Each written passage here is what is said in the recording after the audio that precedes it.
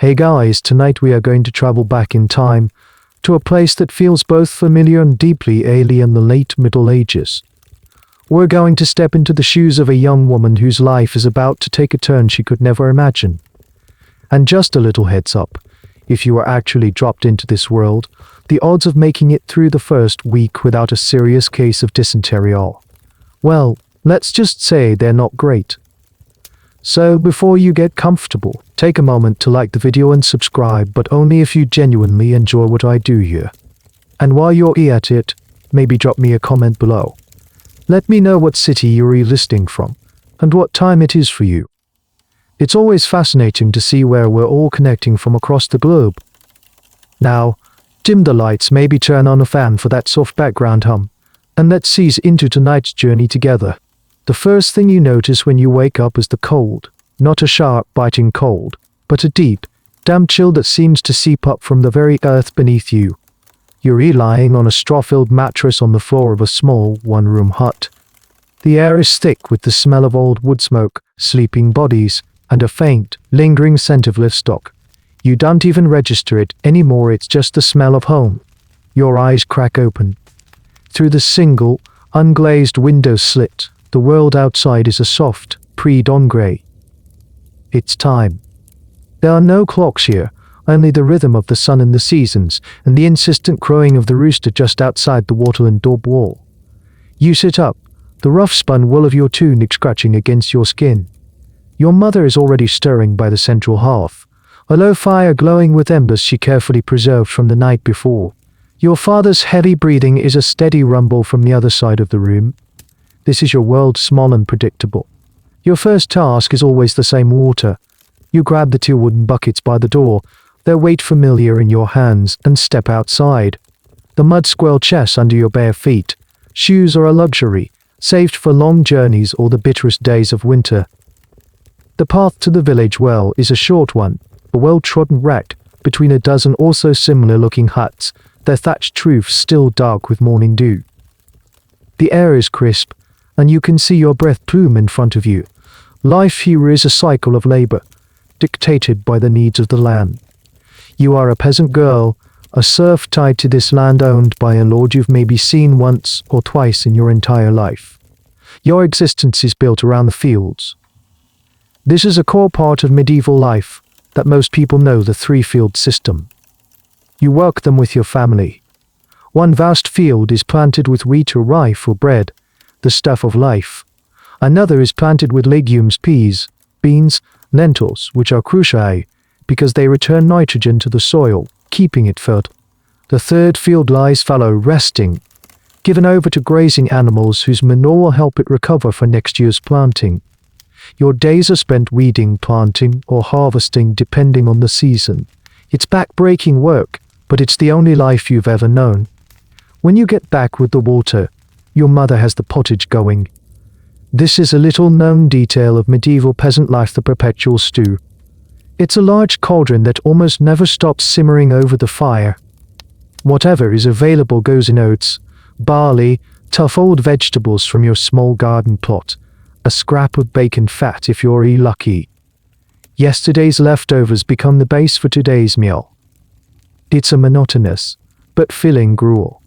You eat it from a wooden bowl, or sometimes on a trencher, a thick slice of stale bread that soaks up the juices and can be eaten afterwards. It's a plate and part of the meal, all in one. Despite the hardship, your life isn't entirely devoid of joy. This is a point that historians still argue about: just how bleak was the average peasant's life? Was it relentless misery, or did they find their own happiness? For you, happiness is in the small things. It's the rare sweetness of a wild berry picked from a bush at the edge of the woods. It's the sound of a fiddle during a village celebration on a saint's day, a rare holiday from work. It's the shared laughter with other girls as you sit together in the evening, mending clothes by the flickering firelight. You have hopes, of course. They're simple, earthy hopes. You hope for a good harvest, so there will be enough to eat through the winter and to pay the Lord's tithe. You hope your family stays healthy, because a simple fever can be a death sentence. And sometimes, at church on Sunday, the one time a week you all gather in the cold stone building at the center of the village, you show perhaps that one day your father will arrange a match. And you will have a family of your own right here. Your dreams don't extend beyond the horizon you can see from the top of the nearest hill. This village, this land, this life, it's everything. You feel a sense of belonging, Harut Dennis. You are poor, you are uneducated. You are not free, but you are, for now, safe. That feeling of safety, however, is as fragile as a robin's egg. The world you know begins to unravel, not with a bang, but with a quiet, creeping dread. It starts with the sky. The spring rains, which should have been a gentle blessing to soften the earth for the plow, turn into a relentless, cold downpour that lasts for weeks. The fields become a sea of mud. The seeds you so carefully sowed rot in the ground before they can sprout. Their faces etched with a worry you've never seen before. They mutter about a curse or God's displeasure. Summer arrives, but the sun is a pale, watery disk behind a constant blanket of grey cloud. The few crops that did struggle to grow are stunted and sickly. The harvest is a disaster. Your family's share, after the Lord's portion is taken, is pitifully small. Fear becomes a constant, gnawing presence in your belly, sharper than hunger. At night, you can hear your parents whispering by the dying embers of the fire, their voices low and tight. This is a historical reality many aren't aware of. The Great Famine that struck Europe in the early 14th century. It wasn't just one bad year, it was a series of catastrophic harvests that stretched on, creating a domino effect of suffering. By winter, the hunger is real. The village's shared grain stores are empty. The perpetual pottage in your hut becomes a thin, watery broth, sometimes with nothing more than a handful of tough oats and tree bark for substance. You learn what true hunger feels like, a hollow ache that twists your insides, a weakness in your limbs that makes lifting the water buckets an ordeal. The most desperate act, the one that signals the end of all hope, is when families begin to eat their seed grain, the grain saved for next year's planting. It is a choice between starving now and guaranteeing starvation later. You see the change in people's faces. The easygoing camaraderie of the village code are less into suspicion. A stolen turnip can lead to a vicious fight. People guard their meager scraps with a feral intensity. This is a point of grim fascination and debate for historians. How far did the social fabric tear? Contemporary chroniclers wrote of unthinkable acts, of the desperate preying on the weak. Scholars still argue about the scale of this breakdown. Was it a complete collapse of morality, or isolated incidents born of unimaginable suffering? For you, it's not a debate. You see the darkness in your neighbor's eyes. The final blow comes not from the sky, but from the road. With famine comes chaos. Law and order, enforced by a distant lord, disintegrates. Bands of desperate men, starving peasants driven from their own lands, or perhaps soldiers deserted from some forgotten war, roam the countryside like packs of wolves. One evening, as the weak twilight fades, they come to your village. There are no warning bells, just a sudden sound of splintering wood and panic shouting. Your father shoves you towards the back of the hut, his face a mask of terror. "Hide," he hisses, grabbing the wood axe that is his only weapon. The flimsy door to your home bursts inward. 3 men, gaunt and wild-eyed, spill into the room. They are not soldiers in shining armor, they are skeletons draped in rags, their eyes burning with a hunger that has consumed their humanity. You press yourself into the darkest corner behind a pile of damp straw, hardly daring to breathe. You hear your mother scream, a short, sharp sound that is cut abruptly. You hear the sickening thud of the axe, followed by a grunt of pain and then a heavy fall. There are grunts, curses, the sound of things being overturned and smashed. It all seems to last an eternity, and yet it's over in a moment.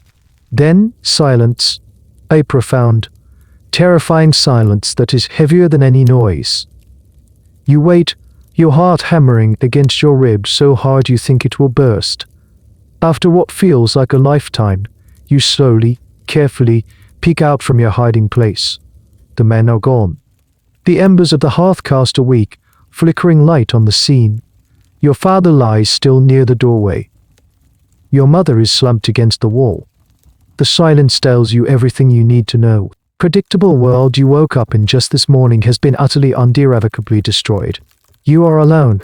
The next few days are a blur of shock and numb survival. You don't remember leaving the hut. You just know you started walking. Away, away from the ghosts that now inhabited the only home you'd ever known. You walk with no destination in mind, following the muddy track that leads away from the village. You don't look back. You can't. The countryside is a desolate landscape. The fields are barren.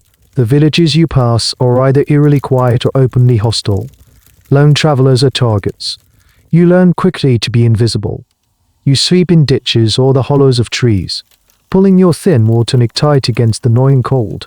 You learn to forage for anything edible: bitter roots, tough acorns, the last wizened apple clinging to a branch. Hunger is your constant companion, a dull, persistent take. After days of aimless wandering, you begin to see more people on the road. Not just desperate wanderers like yourself, but merchants with carts, pilgrims with staffs, all heading in the same direction. You hear them talking, their words carried on the wind. The city, they speak of it as a place of refuge, a place with walls, a place with wood, a place with woad, a place with food, a place with woad, a place with work. For the first time since you fled, a tiny, fragile seed of hope takes root in your heart. Following the stream of people, you eventually see it on the horizon. It's unlike anything you've ever imagined. A jagged crown of stone towers and church spires piercing the grey sky, all contained within a massive, formidable stone wall. As you get closer, the sheer scale of it is overwhelming. Your village could fit into one corner of this sprawling metropolis. This mass migration to cities during times of famine or upheaval was a major demographic shift in the Middle Ages. Cities, for all their dangers, offered the possibility of survival that the blighted countryside no longer could. You join the throng of people funneling towards the main gate. The crowd is a chaotic mix of humanity, richly dressed merchants on horseback, grim-faced guards in leather jerkins, monks in brown robes, and a sea of ragged, desperate people just like you. The noise is a physical assault on your senses. The clatter of cart wheels on cobblestones, the shouting of vendors, the clang of a blacksmith's hammer, the braying of donkeys, the lowing of cattle being driven to market. It hits you like a physical blow. It's a thick, gagging stench, a complex cocktail of wood smoke, roasting meat, baking bread, human sweat, animal manure. And something else, something sharp and foul that you later learn is the smell of the open sewers that run down the middle of many streets. This is a well-known fact about medieval cities. Their sanitation was, to our modern noses, horrific. But here's a quirky detail: some cities had regulations about when you could dump your chamber pot out the window. You were supposed to shout a warning, "Gardez-le," from the French "Gardez-le," or "watch out for the water," before you let fly. Of course, whether anyone actually listened was another matter. You shuffle through the gate, a tiny, insignificant speck in the overwhelming torrent of life. Inside, the city is a labyrinth. The streets are narrow, crooked alleys, not wide roads. The buildings lean in on each other, their upper stories jutting out over the street, blocking out the sun and creating a perpetual twilight below. It's crowded, so crowded. You have to push and shove just to move forward, your shoulders constantly bumping against strangers. Their faces a mix of purpose and desperation. You are utterly lost. You, who knew every tree and stone in your small village, are now adrift in a sea of stone and strangers. The hope that propelled you here begins to evaporate, replaced by a chilling sense of anonymity. In your village, everyone knew you. They knew your parents, your history. Here, you are no one. A ghost. Your peasant skills, knowing when to plant, how to mend a fence, how to milk a cow, are useless here. You have no trade, no family, no money. The sun begins to set, and the shadows in the narrow alleys deepen. The city, which seemed a place of opportunity in the daylight, now feels menacing. The crowds thin out, but the people who remain seem rougher, their glances lingering on you in a way that makes your skin crawl. You see a group of city guards, their halberds glinting in the torchlight, and you instinctively shrink back into a doorway. The question of how medieval city guards actually maintained order is a fascinating one. Historians still debate their effectiveness. Were they a genuine police force, or more of a private militia for the wealthy, largely indifferent to the plight of the poor, unless a riot broke out? From the way they ignore the desperate faces around them, you suspect it's the latter.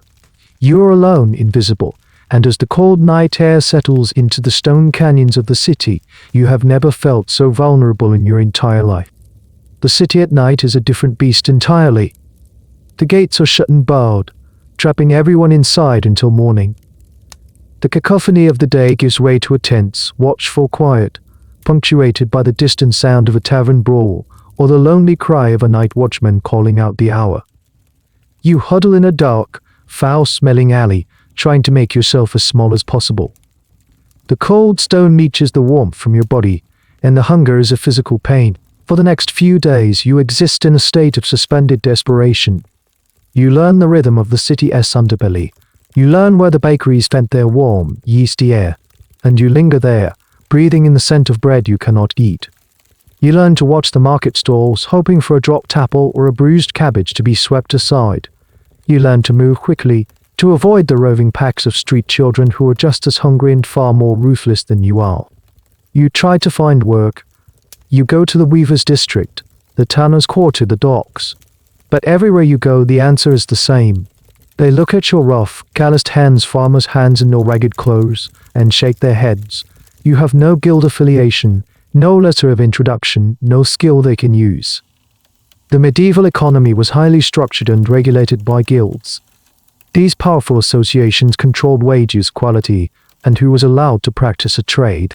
A lone girl with no connections had virtually no chance of breaking in. It was a closed system.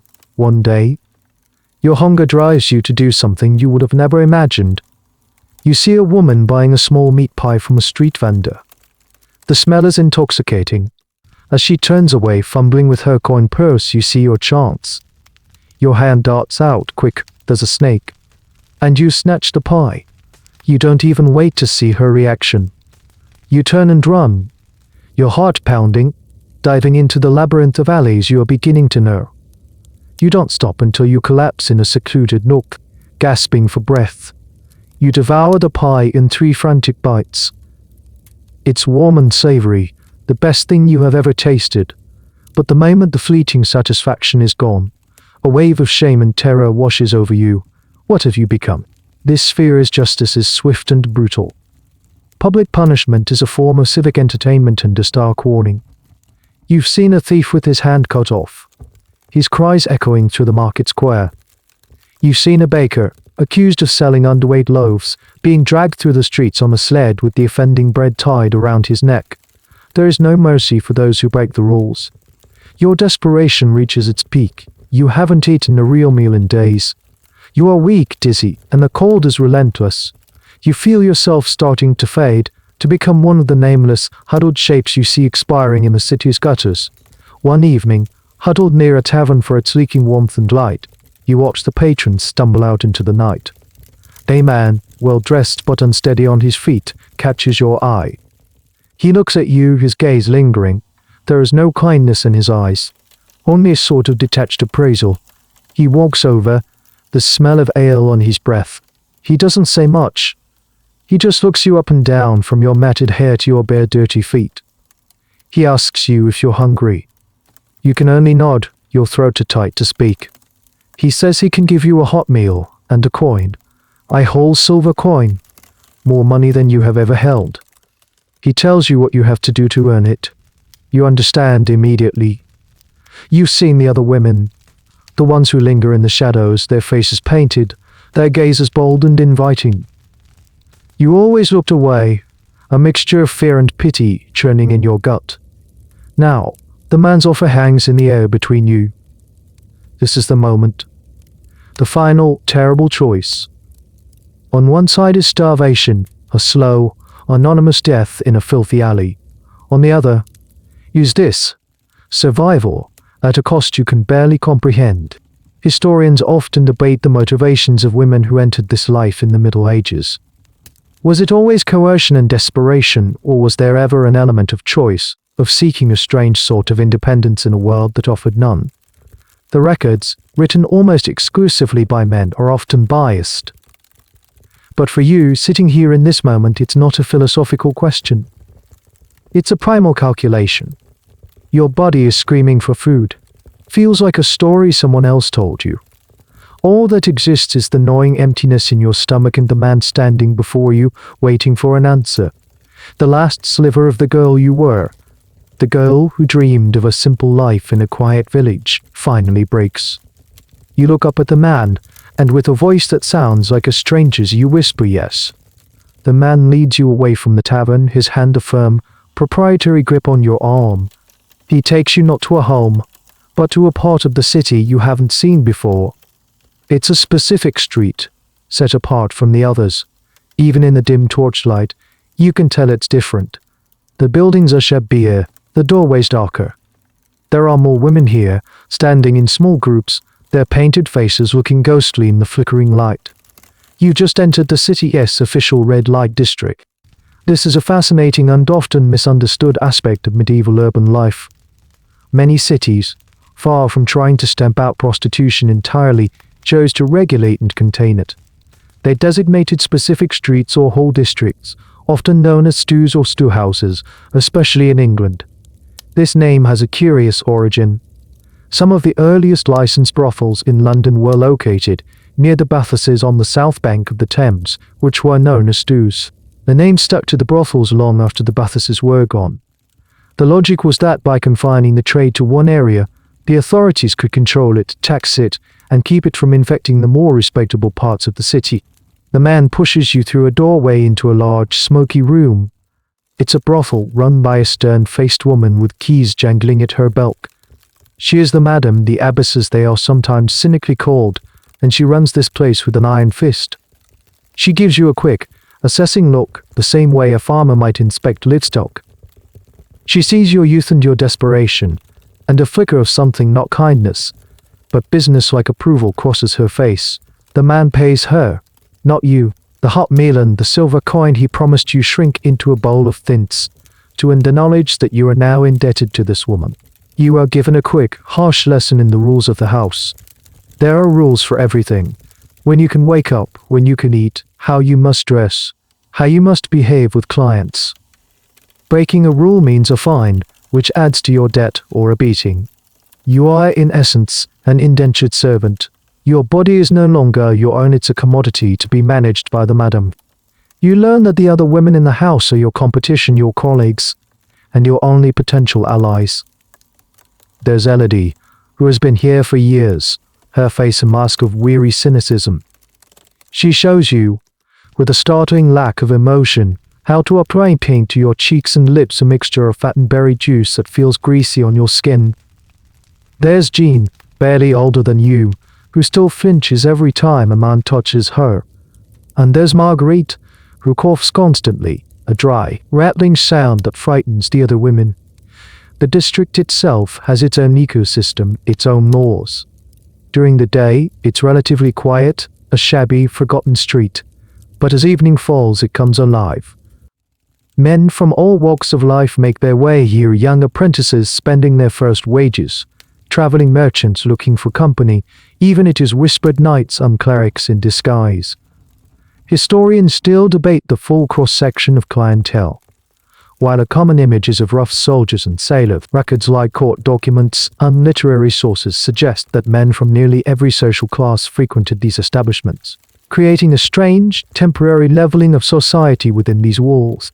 The city guards patrol the edges of the district, but they rarely come inside. They are there to keep the chaos contained, not to protect the women within it. Here, the madam's word is law, and the only real crime is not making money. If a client is violent or refuses to pay, you have little recourse. Complaining to the madam might get the man banned from the house, but more often than not, you'll be blamed for provoking him or for not being charming enough. You are learning the first and most important rule of this new life: you have no rights.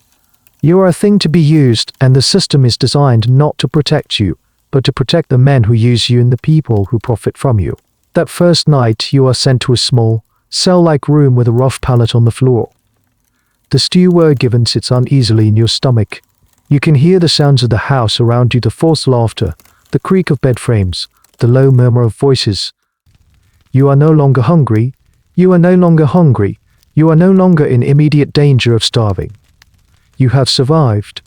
But as you lie there in the dark, Listening to the sounds of your new prison, you feel a profound and terrifying sense of loss. You have traded a quick death in an alley for a slow one in this house. The girl from the village is well and truly gone. In her place is someone you don't recognize at all. A few days after your arrival, the madam hands you a bundle of clothes. They are not the simple, functional woolen linen tunics you've worn your whole life. The fabric is brightly colored, a garish yellow, and the cut is deliberately different from what respectable women wear. She tells you this is your new uniform. You must wear it whenever you are outside the brothel. This is not just about fashion, it's a deliberate, state-sanctioned marking. Across medieval Europe, authorities came up with all sorts of regulations to visually segregate prostitutes from the rest of society. The goal was to make you instantly identifiable, to prevent any confusion, and to serve as a constant, public reminder of your shameful status.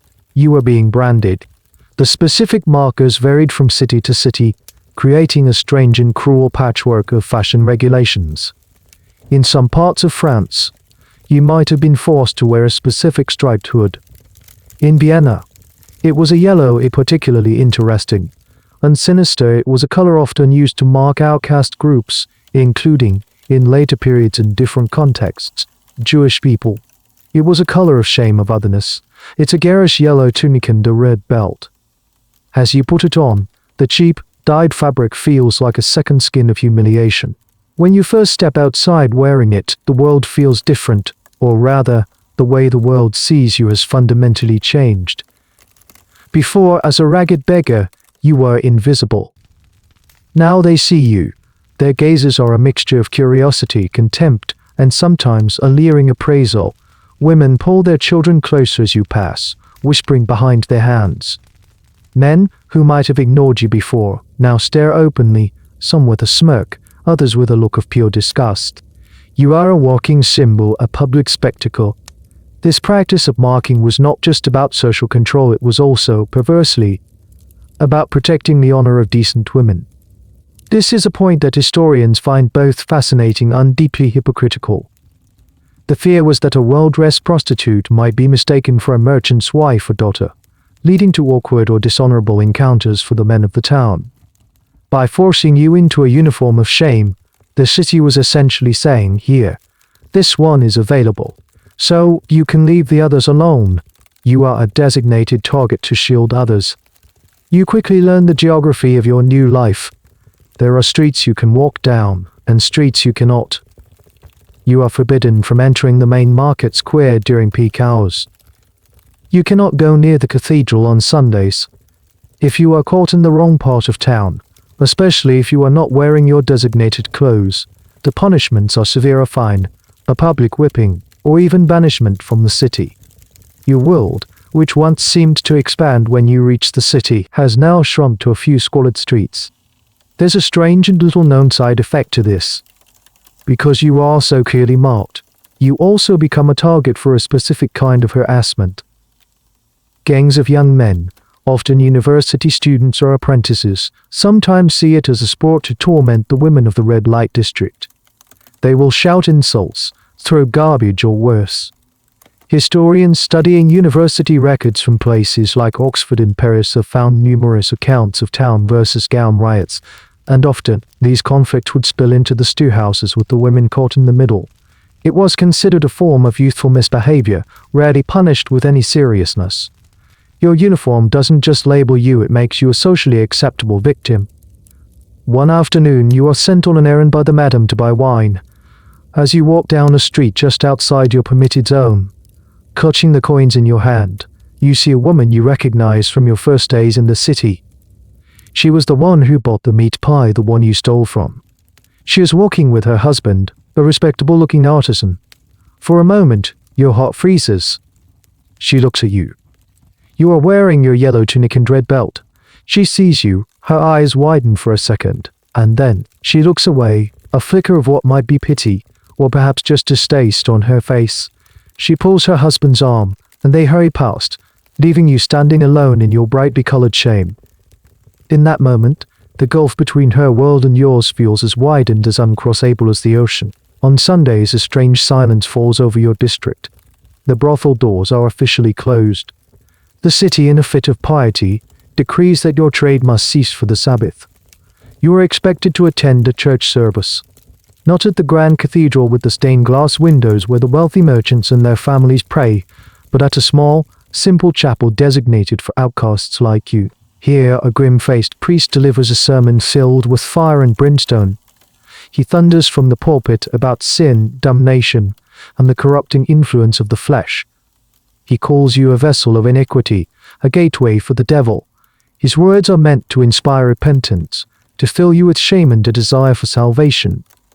But as you sit on the hard wooden bench, surrounded by the other women from your district, the words wash over you with a dull, familiar ache. You are being condemned by the very institution that, in a way, sanctions your existence. This is the central, mind-bending hypocrisy of your situation.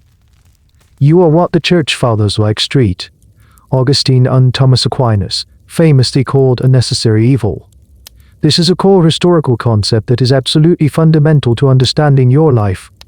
The logic, twisted as it may seem to us, when something like this men, due to their fallen nature, are filled with lust.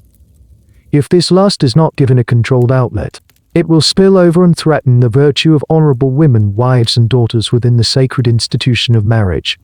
Therefore, society must tolerate a class of public women to act as a sewer, channeling away the filth to keep the rest of the city clean. Aquinas himself used a striking analogy which historians still quote and analyze. He compared a prostitute to a sewer and a palace. Take away the sewer, and the palace will be filled with pollution. Take away prostitutes from the world, and it will be filled with sodomy. It's a shocking metaphor, but it perfectly encapsulates the official thinking. You are not a person, you are a piece of public infrastructure, a utility for managing male sin. You are simultaneously condemned as a sinner and tolerated as a necessity. This necessary evil doctrine has profound, real-world consequences for you. It means that while the priest can condemn you from the pulpit on Sunday, the city council, made up of God-fearing men, can legally establish and tax your brothel on Monday. It means that a man can visit you on Saturday night and then piously attend Mass with his wife on Sunday morning, his sin absolved through confession, while your sin is your entire identity. You see this hypocrisy everywhere. The brothel you live in, it might even be owned by a respectable citizen, or in some documented cases, even by the church itself. There are historical records of cathedrals or monasteries owning property that was then leased out to be used as brothels, providing a steady stream of income. The moral gymnastics required for this are staggering. Scholars still debate how these institutions justified this. Was it pure cynicism, or did they genuinely believe they were managing an inevitable sin by controlling the property where it happened? For you, the reason doesn't matter. The reality is that the coins paid for your services might end up funding a new altar cloth or a donation to the poor. There's a curious, little-known wrinkle in this system. In some towns there were specific times of the year when your work was strictly forbidden, not just on Sundays. During Lent, the holy weeks before Easter, the red light districts were often shut down completely. The women were sometimes even paid a small stipend by the city to tide them over, to prevent them from starving or from trying to work illegally. It was a bizarre form of sin management unemployment benefit. The city would pay you not to sin, but only for a few weeks a year. As you leave the chapel, blinking in the daylight, the priest's condemnation still ringing in your ears, you feel a profound sense of whiplash. The world wants you to exist, but it also wants you to hate yourself for it. It needs the service you provide, but it despises the provider. You are trapped in a paradox, a walking contradiction. You are necessary, and you are evil. And you have to somehow find a way to live in the crushing space between those two words. Tonight the madam tells you it's your turn. A man is waiting. He is not the first man since you entered this house, but each one feels like the first. The brief, brutal encounter with the man from the tavern feels like a lifetime ago, a foggy nightmare. The encounters since have been a blur of anonymous faces, rough hands, and the stale smell of sweat and ale. But this one feels different. He is in one of the better rooms, the ones reserved for wealthier clients, which means the madam expects a higher fee and no trouble. You smooth down your tunic, Take a deep breath to steady your nerves and push open the door. The room is small, but it has a real bed with a wool blanket, not just a straw pallet. A single candle flickers on a small wooden table, casting long, dancing shadows. The man is sitting on the edge of the bed, his back to you. H.E.S. a merchant, you can tell by his clothes not the silks of the nobility, but fine, dark wool, well made and clean. He doesn't seem drunk or aggressive. He turns as you enter, and your breath catches in your throat. H.E.S. young. Not a boy, but not much older than you are. He has a kind face, or what might have been a kind face before it was edged with a deep weariness. He doesn't look at you with the usual predatory gleam or casual contempt. He just looks at you, and for a terrifying moment, you feel like he actually sees you, the person beneath the paint and the yellow tunic. He asks your name. The question is so unexpected it throws you off balance. The other men don't ask for your name. They don't want a person, they want a function. You hesitate, the name you were born with feeling like a sacred relic from another life. Something too precious to be spoken in this room. You give him the name the madam assigned you, Lut. He nods, and a small, sad smile touches his lips. He tells you H.E.S., a wool merchant from Flanders, far from home. He speaks of the long, lonely roads, the dishonest traders, the constant worry of bandits. He doesn't talk to you like you're a prostitute. He talks to you like you're a person. This is more unsettling than any aggression. The transaction is supposed to be simple, impersonal. The experience itself is a quiet, almost somber affair. There is no violence, no roughness. But in a way, the detached gentleness is worse. It forces you to be present, to acknowledge the reality of what is happening. With the rough, drunken ones, you could retreat into yourself, become a stone, and wait for it to be over. With him, you are acutely aware of your own body, of his, of the flickering candlelight, of the profound strangeness of this intimacy without connection. This is a side of the transaction that historical records, being mostly legal or moralistic texts, rarely capture the emotional and psychological reality for the women involved. The records can tell us about prices, regulations, and punishments. They cannot tell us what it felt in a moment like this. Was it always terrifying? Was it numbing? Could there be, as some romanticized accounts suggest, moments of genuine, fleeting connection? The academic world is still trying to piece together this intensely personal side of history, reading between the lines of poems, stories, and court testimonies. For you, it's not a historical question. It's the confusing, disorienting reality of the candlelit room. Here's a small, sad detail of the trade you've learned at the kiss. A kiss on the lips was often considered a separate, more intimate act, and it cost extra. It was one of the few things you had any agency over. You could refuse a kiss, even if you couldn't refuse the main act. It was a tiny piece of yourself you could withhold. The merchant doesn't ask for one. Afterward, he doesn't just get up and leave. He sits on the edge of the bed and talks for a little while longer. He tells you he has a wife and a young daughter at home. He pulls a small, crudely painted wooden bird from his satchel, a toy he bought for his daughter at a market.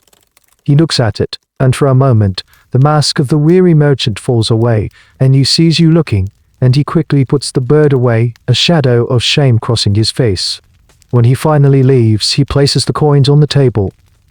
He has paid the madam, but he leaves an extra one for you, a small copper piece. For loose, he says, and then H.E.S. gone. You stand alone in the room, the candle still flickering. You look at the coin, a tiny piece of metal that is yours and yours alone. You should feel relieved. It was an easy client, and you have a secret coin to show for it. But instead, you feel a hollow ache that is worse than any bruise. Misplaced kindness didn't make you feel human. It just reminded you, in the most painful way possible, of all the humanity you had lost. The coin the merchant gave you, the one that is yours alone, is not enough to buy your freedom. It's barely enough to buy a loaf of bread. But it's a start. You hide it, along with any other tiny gratuities you manage to earn, in a loose stone in the wall behind your pallet. It's a pathetic treasure, but it represents a sliver of hope, a fantasy of one day buying your way out of your debt to the madam. But saving is nearly impossible because this life is designed to keep you poor. the madam takes the vast majority of your earnings. She charges you for your room, a small, windowless cell that you might share with another woman. She charges you for your food, the same thin, tasteless day after day. She charges you for the cheap paint you put on your face and the coarse soap you use to wash. She even charges you for the candles that light the rooms. Every basic necessity comes at an inflated price, adding to the debt that binds you to her, and then there is your home itself. You don't live in the clean, airy quarters of the merchants or the artisans. The red light district is invariably located in the worst part of the city. It's low-lying, swampy, and poorly drained. The street outside is a river of mud and filth, a dumping ground for garbage and waste. This wasn't by accident. Medieval urban planning, as much as it existed, often deliberately placed undesirable industries like tanneries, with their foul chemical smells, or slaughterhouses alongside the brothels. It was a physical manifestation of your social status. You lived amongst the city's refuse. Your building is old, decrepit, and dangerously overcrowded. The thatched roof leaks when it rains, and the wattle and daub walls are riddled with cracks that let in the biting wind. Rats are a common sight, bold and unafraid. The single privy in the backyard is a stinking pit that is rarely cleaned. This is the environment where disease thrives. This is a well-documented aspect of medieval life. The squalor of urban living for the poor was a public health disaster waiting to happen. But here's a specific, and rather disgusting, little detail that illustrates the problem. The stew houses of London's South Bank, the very origin of the name for brothels, were notoriously damp. They were built on marshland right next to the River Thames. While this was convenient for bathing in the early days, it meant the buildings were in a constant state of dampness and decay. The air was heavy with moisture, mildew grew on the walls, and the chill was inescapable. It was the perfect breeding ground for respiratory illnesses. You and the other women are constantly battling minor ailments. Colds, cough, fevers, skin rashes. Marguerite's hacking cough seems to get worse every week. There are no doctors for you. A licensed physician, a university-trained man who studied Galen and Hippocrates, would never deign to treat a prostitute. His clients are the wealthy, the respectable. For them, he will prescribe expensive remedies based on the theory of the four humours: blood, phlegm, yellow bile, and black bile, and charge a fortune for the consultation. Your medicine is folk medicine passed down from woman to woman.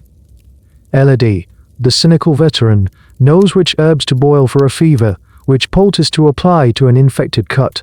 You learn about yarrow to stop bleeding, and willow bark, a natural source of salicylic acid, the active ingredient in aspirin, to ease pain. This knowledge is your only line of defense.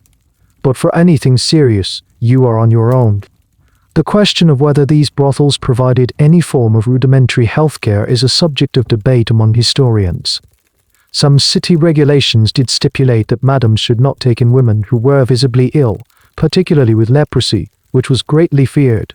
Some even required periodic inspections. But how rigorously were these rules enforced? Was it out of genuine concern for the women's health, or was it purely a consumer protection measure to ensure the clients weren't exposed to disease? The evidence suggests the latter. The system was designed to protect the health of the men, not you. You were disposable. If you got too sick to work, you were simply cast out, your dead forgotten, left to die in the street. You see it happen. A woman in a neighboring house, her face covered in sores, is thrown out by her madam. She begs in the street for a few days, her condition worsening, until one morning, she is simply gone. No one asks where she went. No one cares. You look at Marguerite, listening to the rattle in her chest, and you feel a cold dread. You look at your own hands, at a small cut that is red and slow to heal. You realize that your greatest enemy isn't a violent client or the cruel madam. It's your own body, and the sickness that festers in the very air you breathe. Your life is split into two starkly different realities, the night and the day. Night is your work. It is a time of artificial light, forced smiles, and the performance of desire. You learn to be what the men want you to be: playful for the young apprentice, a comforting listener for the lonely merchant, coarse and bawdy for the drunken soldier.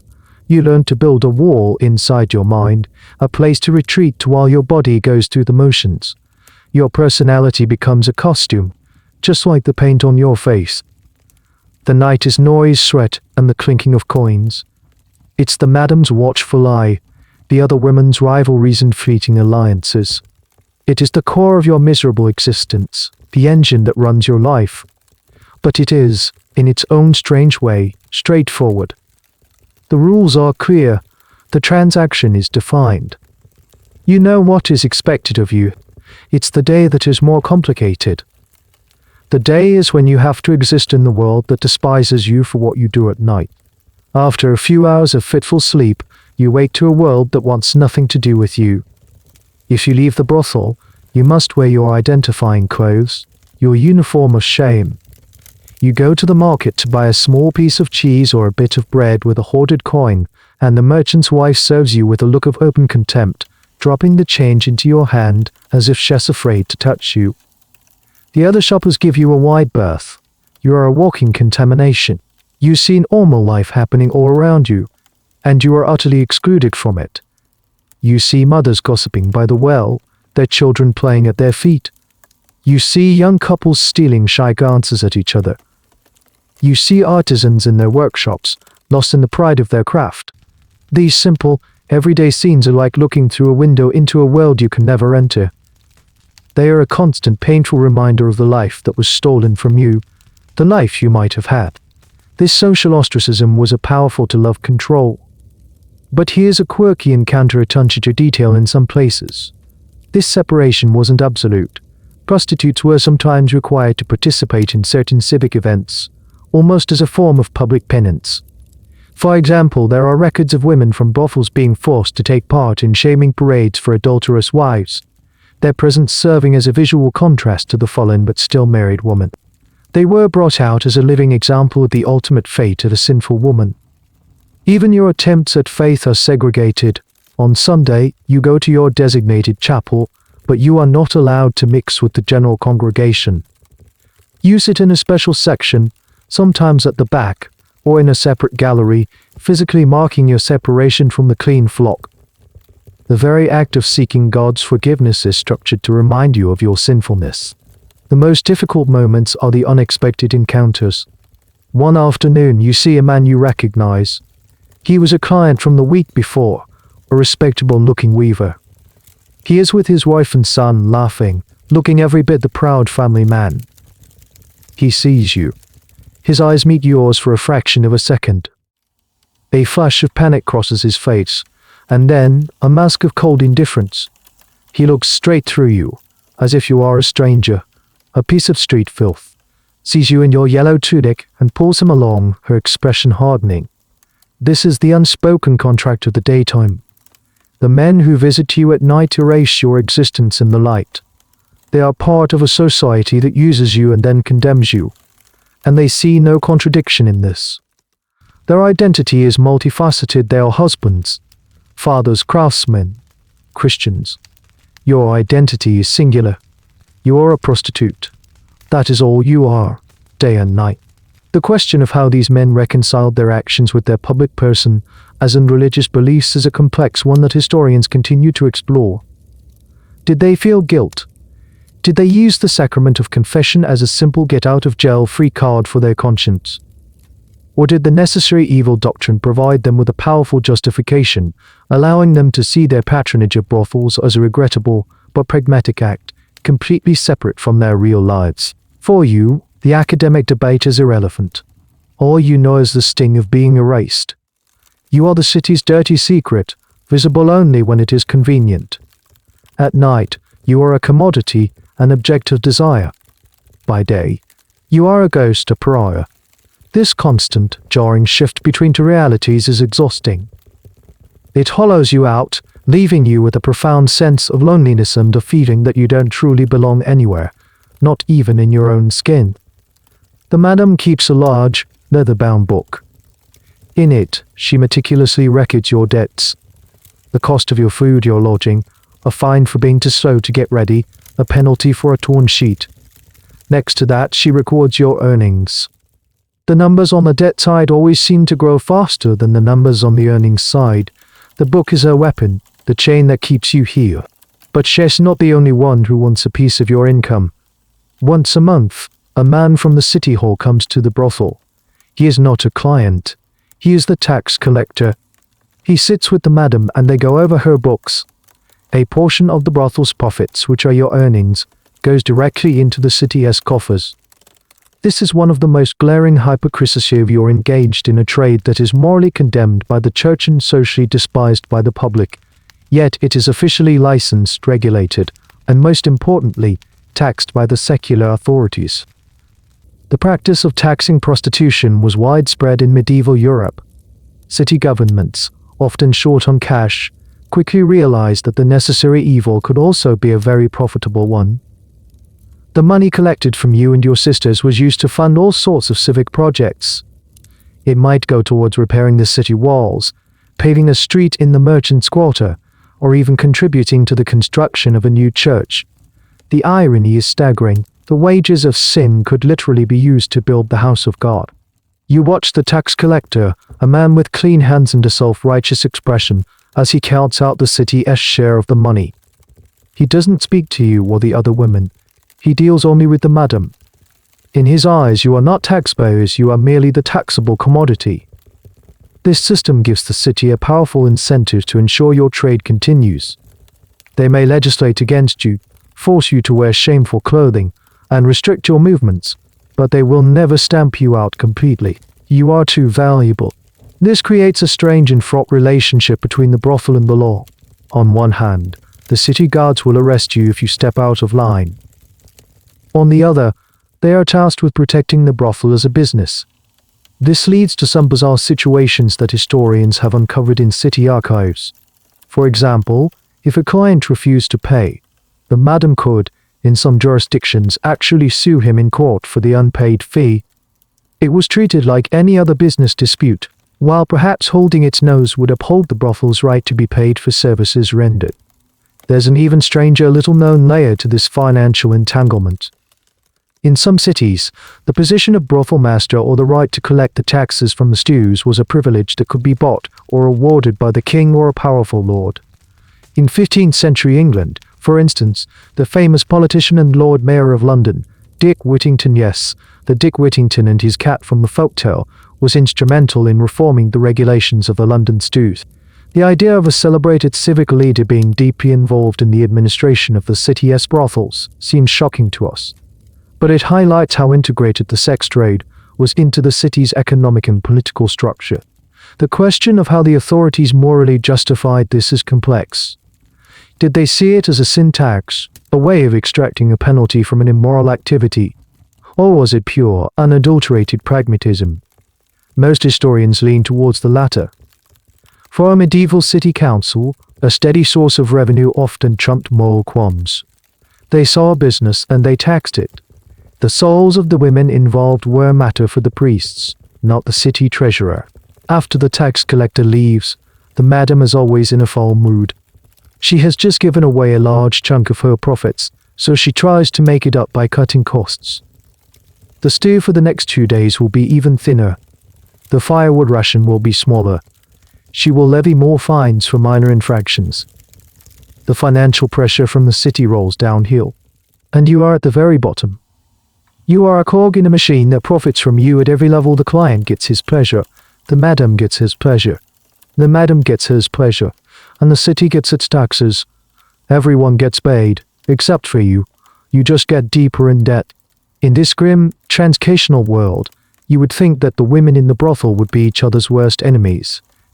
You are, after all, in direct competition for the clients who provide the coins that might one day mean survival.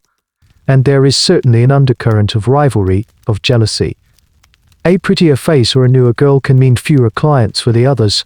The madam sometimes fuels this, praising one woman to shame another, keeping you all off balance. But amidst the squalor and the quiet desperation, something else takes root, a fragile, complicated, and deeply necessary sisterhood.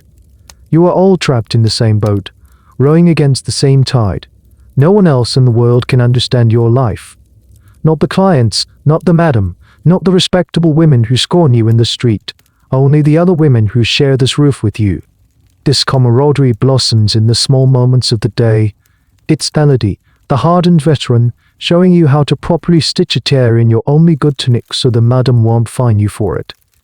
It's Jean, the timid one, saving you a piece of bread from her own meager portion on a day when you were too sick to eat. It's sharing a whispered joke about a particularly ridiculous client after she has gone, a moment of shared laughter that briefly punctures the oppressive atmosphere of the house. You learn to read each other's moods without words. You know when to offer a quiet presence and when to leave someone alone with their thoughts. When a woman is with a client known to be rough, the others listen at the door, ready to create a diversion or call for help if things get too violent, a risky act that could earn them the madam's wrath. But one they do anyway. This is the part of your story that the official records almost never capture. The chronicles were written by men, the laws were made by men, the sermons were preached by men. They saw prostitutes as a homogeneous group of sinners, not as individuals with complex social relationships. The existence of these female support networks is something historians have had to piece together from inference, from reading between the lines of court records where women testified for or against each other, and from the rare, sympathetic fictional portrayals of the era. A particularly fascinating and little-known aspect of this was the creation of guilds or confraternities for prostitutes in some cities. This sounds almost unbelievable, but there is evidence for it. For example, in parts of France, these groups would function like a twisted version of a proper artisans' guild. They might have a patron saint, often Mary Magdalene, the classic repentant sinner, collect dues, and provide a kind of social safety net. They might help pay for a woman's funeral so she wouldn't be buried in an unmarked pauper's grave, or support a member who was too old or too sick to work. These were, of course, not officially sanctioned by the church or the city, but they existed in the shadows, a testament to the women's need for collective organization. The debate among historians is how widespread and effective these organizations really were. Were they common, robust institutions, or rare, fragile alliances that fell apart under pressure? The evidence is spotty, but their mere existence challenges the traditional narrative of prostitutes as isolated, powerless victims. It shows a degree of agency and solidarity that is often overlooked. Your own little sisterhood in the brothel is much more informal but no less vital. You learn each other's stories, the real ones, whispered in the dark after the house has gone quiet. You learn about Elodie's children who were taken from her when her husband died and she had no way to support them. You learn about Gina's family, who sold her into this life to pay off a debt. Each story is a different path to the same destination. Sharing these stories doesn't change your circumstances, but it lessens the burden of shame. It reminds you that you are not alone in your fall from grace. One evening, Marguerite has a terrible coughing fit, worse than ever before. She collapses, gasping for air, a terrifying rattling sound coming from her chest. The madam is furious, calling her useless and threatening to throw her out. But before she can, you and Elodie are at Marguerite's side. You help her to her pallet, wipe her brow with a cool, damp cloth. Jean brings a cup of water. You huddle around her, forming a protective barrier against the madam's anger. You are not competitors. You are a family. A broken, battered, and unconventional family, but a family nonetheless, bound together by a shared and terrible fate. The fragile shield of your sisterhood can protect you from the madam's scorn or the sting of loneliness, but it's no match for a client's rage. Violence is a constant looming threat in your life, as common and as unpredictable as a sudden downpour. It is simply part of the job. Some men are cruel by nature. They come to the brothel not just for physical release, but for a feeling of power. They know you cannot fight back, that you have no one to appeal to, and they take a grim satisfaction in your helplessness. They are rough, they are demanding, and they are quick to anger. A word they don't like, a perceived lack of enthusiasm, a moment of hesitation, any of these can be the spark that ignites their temper. You learn to recognize the signs, the wild look in their eyes, the slurred speech of a man who has had far too much to drink, the tense set of their jaw. When you are sent to a man like this, a cold dread settles in your stomach. You make yourself pliant, agreeable, trying to become a blank slate to avoid provoking him. Sometimes it works, sometimes it doesn't. One night, a man, a burly blacksmith's apprentice with hands like hammers, becomes enraged when he discovers you have hidden a small coin he dropped. He accuses you of trying to steal from him. His roar of fury echoes through the thin walls. He grabs you by the hair, his grip like iron, and shakes you until your teeth rattle. The pain is sharp and terrifying. You cry out, but no one cans. The other women can hear, of course. They are probably listening, their hearts pounding in sympathy and fear, but they know as you do that interfering is useless. The madam will not risk alienating a paying customer for your sake. This is the grim reality of your legal status or lack thereof. You exist in a complete legal gray area. In the eyes of the law, an assault on a common woman like you is barely considered a crime. This is a well-documented and horrifying aspect of medieval justice. While the law might severely punish a man for assaulting a virtuous woman of good standing, the same act committed against a prostitute was often met with a shrug. The legal thinking was that by selling your body, you had forfeited the right to its protection. A man who beat you might at worst have to pay a small fine to the madam for damaging her property. Not to you for the pain and injury, but to her for the loss of income while you recovered. You are not the victim, you are the damaged goods. This attitude is starkly visible in court records from the period. Historians have found cases where men who violently assaulted or even raped prostitutes were acquitted or given laughably small penalties, with the court reasoning that a prostitute could not, by definition, be raped, as she had implicitly consented to all sexual acts by virtue of her profession. This legal void turns the brothel into a place where men can act out their darkest impulses with near total impunity. It's a terrifying thought, but some historians have argued that this was, in fact, another one of the brothel's unstated functions in society, to be a pressure valve for male aggression, a place where violence that might otherwise be directed at respectable women could be safely discharged onto women who didn't matter. Whether this was a conscious societal strategy or simply a grim byproduct of your lack of rights is a point of ongoing academic debate. There's a strange, lesser-known category of violence you also have to watch out for: the pious aggressor. These are men, sometimes religious zealots, who see it as their holy duty to punish you for your sins. They will come to the brothel under the pretense of being a client, only to launch into a violent tirade, beating you while screaming about hellfire and damnation.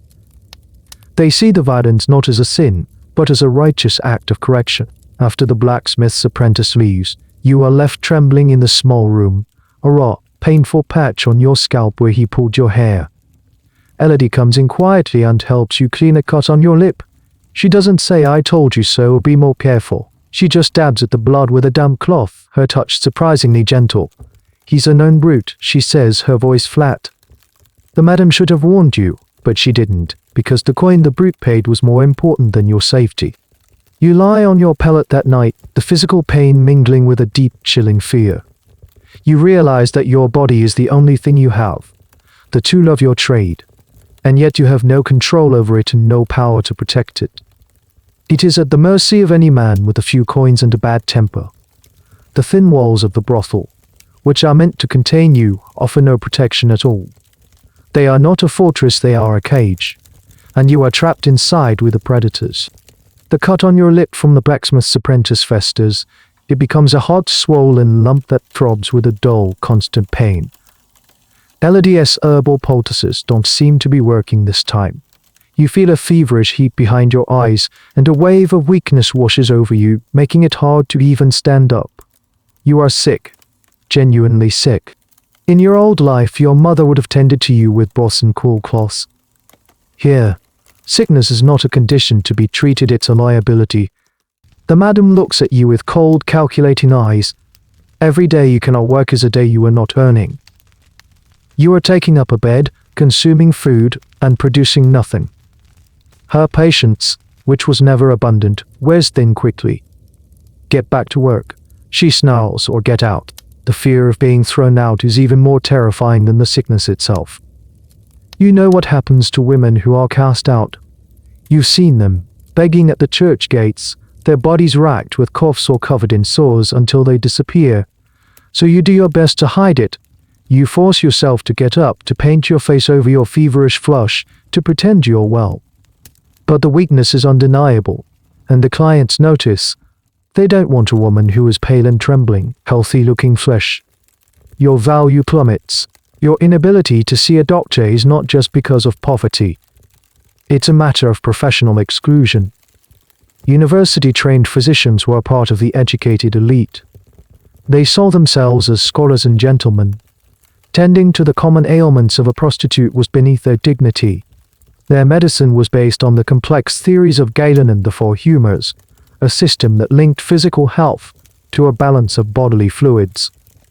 But, as a reflection of a person's lifestyle and moral character, in their worldview, your profession was inherently unbalanced and corrupt, making your illnesses a natural consequence of your sin, not a medical problem to be solved.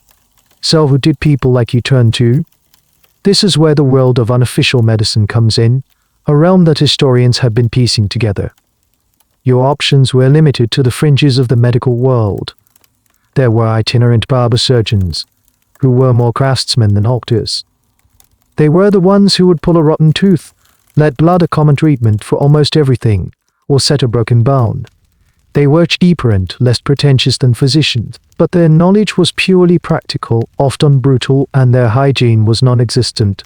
An infected wound was just as likely to be made worse by their interventions. Then there were the wise women or folk healers like Elodie, who relied on herbal remedies, and apothecaries who would sell you herbs and strange concoctions, but without any real diagnostic skill. It was a chaotic, unregulated marketplace of cures, most of which were useless, and some of which were downright dangerous. Here's a particularly strange and little-known fact about medical care and prostitutes. In some rare, documented instances, certain monasteries or religious orders did provide a form of charitable care. The Knights Hospitaller, for example, a military order that also ran hospitals, were known for treating anyone who came to their door, regardless of social standing. However, these places were few and far between. Furthermore, seeking treatment at a religious hospital often came with a heavy price. You would be expected to repent, to confess your sins, and to promise to give up your former life. It was as much a spiritual intervention as a medical one. For you, none of these options are available. A barber surgeon is too expensive. The nearest charitable hospital is miles away and may not even admit you. You are trapped. Your health is collapsing, and the system around you is designed to watch you fail. The debate among historians is whether this exclusion was a deliberate policy or a result of systemic neglect. Did doctors have a moral code that forbade them from treating you, or were you simply too poor and powerless to command their attention? The truth is likely a combination of both. You are considered morally tainted and professionally insignificant. One evening, you are trying to serve a client, but a wave of dizziness overwhelms you. You stumble, and he shoves you away in disgust. The madam sees the whole thing. That's the final straw. She grabs you by the arm and drags you to the door. Out, she screams, her face contorted with rage. You are no use to me anymore. Get out. She shoves you into the muddy street and slams the door shut. You are left alone in the cold night, wearing nothing but your thin tunic. The fever is raging now. The world swims before your eyes. You have no one to turn to. The brothel, which had been your prison, now seems like a lost sanctuary. You have been officially discarded. You have become one of the ghosts you so feared when you first arrived in this city. You managed to survive the night, huddled in the same kind of filthy alley where your journey into this life began. The fever breaks in the early hours of the morning, leaving you drenched in a cold sweat, weak but lucid. The throbbing in your lip has subsided to a dull ache. You have, against all odds, pulled through the worst of the infection. But you are no better off. You are an outcast from the community of outcasts. The city is preparing for a major feast day. It might be the feast of a patron saint, or a major Christian holiday like Corpus Christi. Banners are being hung from the windows of the wealthy merchants' houses. The air, for once, is filled with the smell of roasting meat and baking sweets, not just the usual stench of waste. The sound of church bells peals through the city, calling the faithful to celebratory masses. For everyone else, It is a day of joy, community, and pious feasting. For you, it is a day of profound alienation. During these major religious festivals, the social rules that already excluded you become even more rigid. The necessary evil is temporarily rendered unnecessary and entirely evil. Your very presence is seen as a stain on the holy proceedings. The city guards are more vigilant, actively clearing the main thoroughfares of undesirables like beggars, vagrants, and you are chased out of the main square, away from the procession route where the guilds parade with their colorful banners and the bishop walks under a canopy of silk. You find a place to hide and watch from a distance, a ghost at the feast. You see families dressed in their Sunday best. You see the people you once served, the merchant, the weaver, the apprentice now scrubbed clean and pious, standing with their wives and children, their faces turned towards the church. They sing the hymns, their voices rising in a chorus of communal devotion. The separation between their world and yours has never been more stark. They are the blessed, the included, the saved. You are the damned. This exclusion from public celebration was a key part of your social punishment. But here is a fascinating and perverse twist that historians have uncovered. In some cities, prostitutes were paradoxically integrated into these festivals, but in a shaming role. For instance, in some Shrove Tuesday or Mardi Gras celebrations, a king of the brothel would be paraded through the streets, a mock figurehead for the world of sin before the solemn period of Lent began. It was a way for the city to acknowledge and then ritually expel sin before the holy season. You weren't invited to the party, but you were sometimes made part of the freak show that came before it. Furthermore, the very concept of sin becomes a public spectacle on these days. You might see a morality play being performed on a cart in the street. These plays were a popular form of entertainment and religious instruction. They featured allegorical characters like everyman, good deeds, and the 7 deadly sins. And invariably, the sin of lust would be personified as a seductive, beautifully dressed woman who would tempt the hero, only to be revealed as a demon or a hag by the end of the play. The audience would boo and hiss at her. You watch the play, and you see a caricature of yourself being held up for public scorn. The message is clear and brutal: you are the villain in the city's story. The academic debate here centers on the purpose of these rituals. Were they simply a form of social control, a way to reinforce moral boundaries through public shaming? Or did they serve a more complex psychological function for the community, allowing them to confront and collectively manage their own anxieties about sin and temptation by projecting it all onto a designated group of scapegoats? As evening falls, the official celebrations wind down. But the revelry continues in the taverns. The streets are filled with drunken men. Normally, this would be the busiest time for the brothel. But you are on the outside looking in. You are hungry, and the smells of food from the tavern are a form of torture. You see a man stumble out of the tavern, the same blacksmith's apprentice who assaulted you.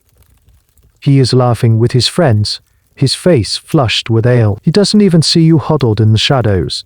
For him, you are not even a memory. The feast day, a day of light and community for the rest of the city, has been a day of darkness and isolation for you. It has reinforced your status as an absolute outsider. You are not just outside the law, outside the church, outside the family. You are outside of joy itself. As the last of the church bells fades into silence, you are left with nothing but the cold, the hunger, and the crushing weight of your own solitude. Days turn into a desperate, grinding struggle. You survive on the city's scraps, competing with the rats and the hardened street children. You sleep in doorways, under bridges, anywhere you can find a moment's shelter from the wind and rain. You are becoming gaunt, your face smudged with a permanent layer of grime. The yellow tunic the madam gave you is now a tattoo, what you feared, a ghost haunting the city's margins. Most people ignore you. To them, you are part of the grim background scenery of urban life. Their eyes slide past you, refusing to acknowledge your existence. But one cold, rainy afternoon, something different happens. You are huddled under the eaves of a large stone house, shivering, trying to stay out of the worst of the downpour. The door to the house opens, and an older woman steps out. She is not a grand lady, but the wife of a prosperous artisan, you guess, judging by her clean but simple clothes and the keys jingling at her belt. She is about to throw a bucket of dirty water into the street's central gutter, but she stops when she sees you. You brace yourself for a curse for her to shoo you away like a stray dog. You start to scramble to your feet to leave. Wait, she says. Her voice isn't harsh. It's just weary. She looks at you, really looks at you for a long moment. You can't meet her eyes, staring instead at the wet cobblestones. You expect disgust, contempt, pity. What you see in her face is something far more complicated. It's a flicker of recognition, not of you personally, but of your plight. She disappears back into the house, leaving the door ajar. You hesitate, thinking it's a trick, but a moment later she returns. In her hands, she holds a small, dense loaf of dark bread and a thick slice of cheese wrapped in a cloth. She doesn't come too close. She simply places the bundle on the top step, then retreats back inside and shuts the door. She doesn't say a word. No lecture, no pious platitudes. You stare at the bundle as if it's a mirage. The rain drips down around it. Slowly, cautiously, you crawl forward and snatch it up.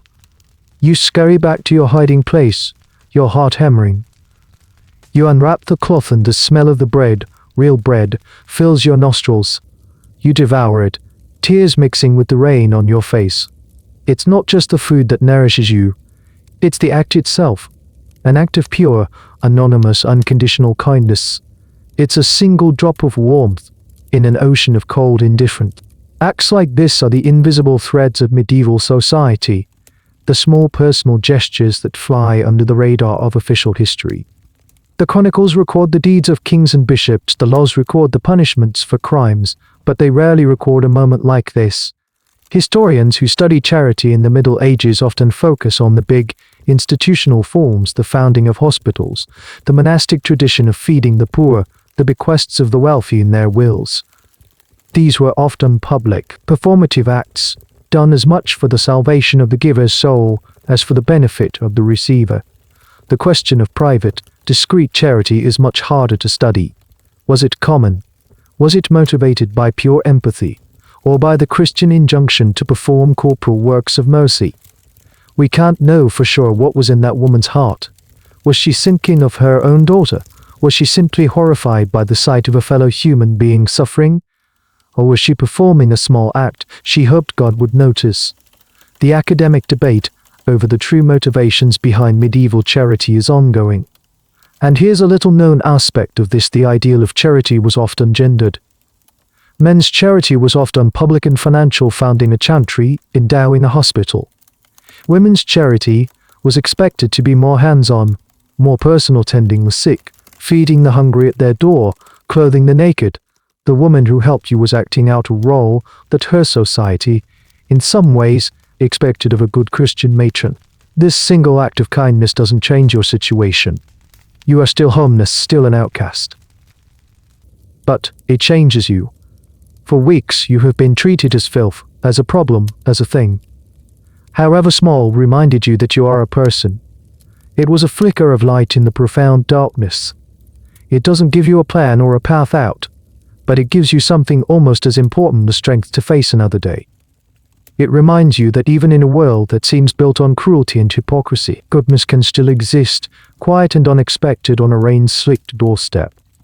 The small flame of hope ignited by the woman's kindness is soon threatened by a new and terrifying shadow falling over the city. It begins as a rumor, whispered at markets, stalls, and in taverns. A story of a sickness, a pestilence of unimaginable horror that is sweeping across the sea from the east. They say it travels on the merchant ships, that it can fell a healthy man in a matter of days. At first it's just a story, a frightening tale from a faraway land. But then the stories get closer. A ship has been quarantined in a port down the coast. A nearby town has sealed its gates. Fear begins to trickle into your city, a cold unseen poison. The priests in the churches preach that it is a punishment from God, a divine scourge for the sins of mankind. They call for prayer, for fasting, for public displays of penance. Flagella NTS appear in the streets, groups of men who whip themselves in public, their backs raw and bleeding, hoping their self-inflicted suffering will appease an angry God. Their chants and the rhythmic thud of the whips create a soundtrack of escalating panic. Then it arrives. The first victim is a sailor down at the docks, then a dockworker, then his family. The sickness spreads like wildfire through the cramped, filthy quarters of the poor. They call it the Great Mortality. We call it the Black Death. This is, of course, one of the most infamous events in all of history. The plague caused by the bacterium Yersinia pestis and spread by fleas on rats would go on to wipe out an estimated 30% to 60% of Europe's population. The symptoms are the stuff of nightmares. A sudden high fever, chills and vomiting, followed by the appearance of the telltale buboes, agonizingly painful swellings in the lymph nodes of the groin, armpits, and neck. These swellings turn black, giving the disease its name. Most who contract this bubonic form die within a week. You see the death carts making their rounds, piled high with bodies. At first, they try to give everyone a proper Christian burial, but soon, there are too many dead. Mass graves are dug outside the city walls, huge pits that are quickly filled. The sound of weeping is constant. A backdrop to city life, soon replaced by a stunned, terrified silence, as entire families are wiped out. The city's infrastructure collapses, the market stalls are abandoned. The workshops are closed. The city guards, terrified of infection, disappear from the streets. The world you knew, already so harsh, dissolves into chaos and terror. People lock themselves in their homes, but the sickness seeps under the doors. It does not distinguish between rich and poor, pious and sinner. It takes everyone. Here's a little known detail about the response to the plague: the birth of quarantine. The word quarantine comes from the Italian quaranta giorni, meaning 40 days. The port city of Ragusa, modern-day Dubrovnik, was one of the first to implement a mandatory 30-day isolation period for ships arriving from plague-affected areas, which was later extended to 40 days. This was a revolutionary, if desperate, public health measure, born from the observation that the disease seemed to be carried by travelers. The medical community is utterly helpless. The university-trained physicians, with their theories of humus and miasma bad air, have no effective treatments. They might try bleeding a patient, which only weakens them further. They might recommend smelling sweet herbs or burning incense to ward off the miasma. But it does nothing. Some doctors flee the city. Others bravely but foolishly stay and tend to the sick, only to succumb to the plague themselves. The question of what people at the time truly believed caused the plague is a subject of intense historical study. Was it all blamed on God's wrath? Not entirely. While divine punishment was the ultimate explanation, they also sought earthly causes. They blamed earthquakes releasing noxious fumes, unfortunate alignments of the planets, and most ominously poison. There was a widespread belief that a conspiracy of poisoners was deliberately contaminating the wells. And when a terrified population looks for someone to blame, they rarely choose the powerful. They look for the outsiders, the marginalized, the people they already distrust. The city is a tinderbox of fear, and it is looking for a spot. You manage to survive for now. Your life on the streets, as miserable as it has been, has ironically given you a strange advantage. You are used to being alone, to avoiding contact with people. You know the city's hidden corners. You steal what food you can and watch the world die from a distance. But you know this luck can't last. In a city drowning in death and fear, it's only a matter of time before the terrified survivors turn on each other. And you know exactly who they will turn on first. The plague does not abate. The death carts are a constant presence, the air thick with the smell of sickness and the cloying scent of herbs burned in a futile attempt to purify it. As the body count rises, the fear in the city mutates into something uglier: a desperate, frantic search for a human cause, for someone to blame. God's wrath is to abstract an enemy. The flagella NTS can whip themselves bloody. The priests can lead prayers, but the plague continues its relentless march. The terrified populace needs a scapegoat, a tangible villain whose punishment might appease God, or at least satisfy their own need for vengeance. And their eyes fall upon the usual suspects: the outsiders, the marginalized, the people already living under a cloud of suspicion. First, they turn on the city's Jewish community. The old, insidious rumors of well poisoning are revived. Mobs, their faces contorted with a mixture of grief and rage, storm the Jewish quarter. You hear the screams, see the smoke rising into the sky. It's a horrific, widespread phenomenon across Europe during the Black Death. Thousands of Jews were massacred, baselessly accused of orchestrating the pestilence. The Pope himself issued decrees stating that the Jews were not to blame, that they were dying from the plague just like Christians.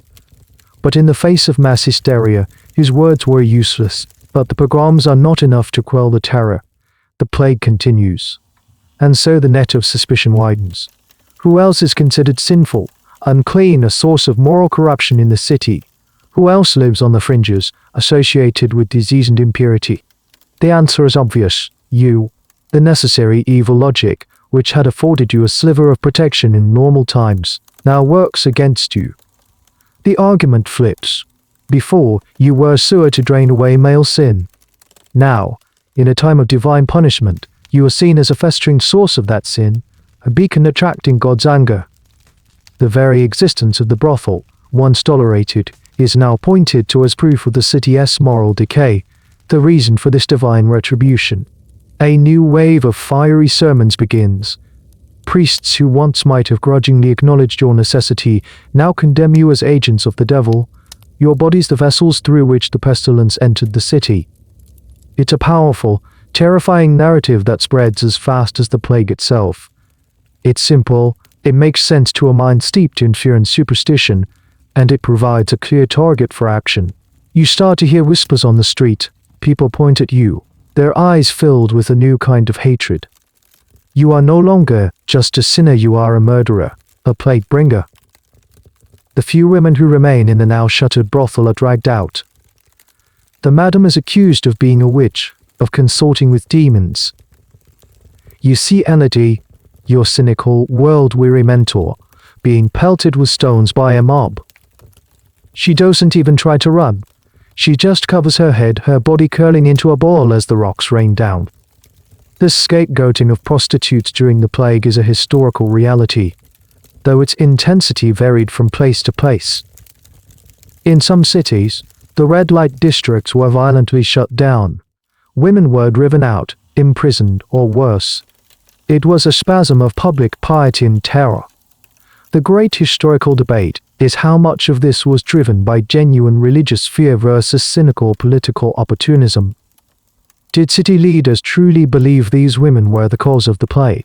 Or did they see a convenient opportunity to cleanse the city and appear decisive in a crisis they couldn't otherwise control, all while deflecting blame from their own failed leadership? For you, the motivation doesn't matter. The result is the same. You are being hunted. Your previous life as an outcast was one of invisibility. This is different. Now, you are actively sought out, a target for the city's collective rage. You are forced to go deeper into hiding, living like a rat in the city's ruins.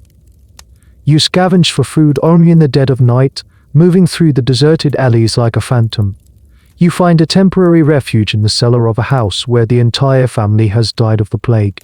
It's a grim, terrifying sanctuary, the silence of the dead your only shield. A little-known, ironic consequence of the plague was its long-term effect on women's economic standing.